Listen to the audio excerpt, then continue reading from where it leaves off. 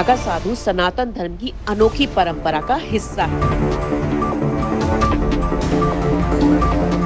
महाकुंभ के दौरान पहला शाही स्नान नागा साधु ही करते हैं। ऐसे में यहाँ जानिए इन नागा साधुओं की रहस्यमयी दुनिया के बारे में।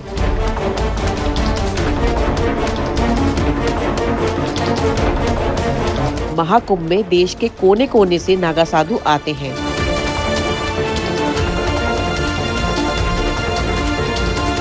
ये नागा साधु कुंभ में विशेष आकर्षण का केंद्र होते हैं, लेकिन कुंभ के बाद नजर नहीं आते। इन्हें इनके निर्वस्त्र अवतार से पहचाना जाता है। शरीर पर लगी भस्म और लंबी जटाएं इन्हें भीड़ से अलग बनाती हैं।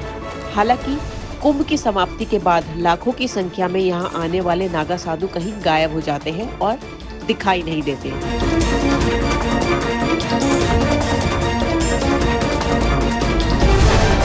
ऐसे में यहाँ जानिए इन नागा साधुओं की रहस्यमयी दुनिया के बारे में, और यह भी कि कुंभ खत्म होने के बाद किस तरह का जीवन जीते हैं ये नागा साधु।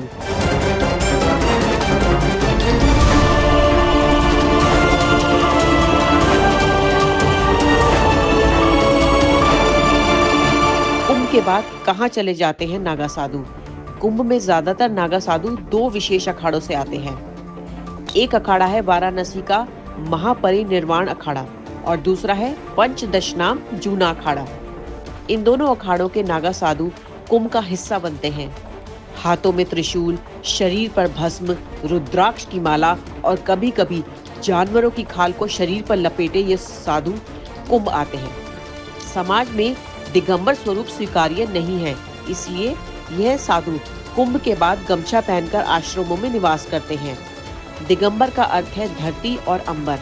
नागा साधुओं का मानना है कि धरती उनका बिछौना है और अंबर उनका ओढ़ना है, इसलिए वे कुंभ की अमृत वर्षा के लिए नागा स्वरूप में आते हैं।